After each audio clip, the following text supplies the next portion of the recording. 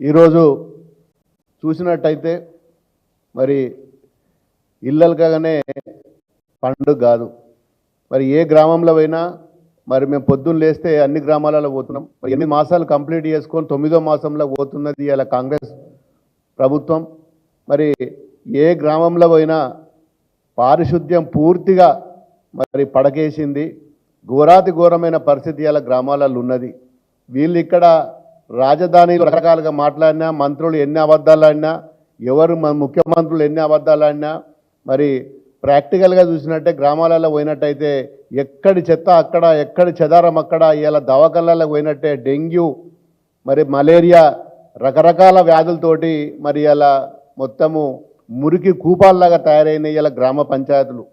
ఇలా గ్రామ పంచాయతీలే కాదు, మున్సిపాలిటీలు కూడా, హైదరాబాద్లో జిహెచ్ఎంసీ కూడా అదే తరహాలో ఉన్నది. ఇలా ప్రజలు చీకొడుతున్నారు. ఇలా ఘోరాతి ఘోరమైన పరిస్థితి ఇలా రాష్ట్రంలో ఉన్నది. గ్రామ పంచాయతీలకు పోతే నిధులు లేవు. బ్లీచింగ్ పౌడర్ తీసుకోవాలి, ఒక ట్యాంకు గడగాలన్నా కానీ ఇలా నిధులు లేని పరిస్థితి. ఒక గడ్డి మందు కొట్టాలన్నా నిధులు లేని పరిస్థితి. గ్రామాలలో పని చేసిన వారికి ఈ రోజు వరకు కూడా మరి ఎక్కడ కూడా మరి డబ్బులు పడలేదు. నానా బాధలు పడుతున్నారు. ఇవన్నీ పక్కన పెట్టి ఏ మంత్రినో, హరీష్ రావునో, ఇంకోరినో తిడతా కాదు. మీరు చేయాల్సిన పాలన ఏమున్నది?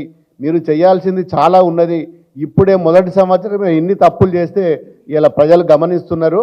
జాగ్రత్తగా వ్యవహరించండి.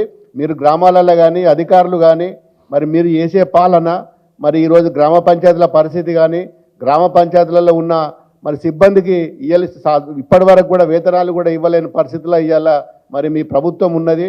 మరి ఇప్పటికైనా మార్చుకొని మరి ముందుకు పోతే బాగుంటుంది. ఈరోజు రైతుల గురించి గొప్పగా చెప్తున్నారు. ఎక్కడేసిన గొంగడు అక్కడనే ఉన్నది తప్ప, అంకెల గారేడు తప్ప మీరు చేసింది ప్రభుత్వం ఏమీ లేదు. అది ఇలా ప్రజలు గమనిస్తున్నారు. తస్మాత్ జాగ్రత్త అని చెప్పి మేము హెచ్చరిస్తున్నాం.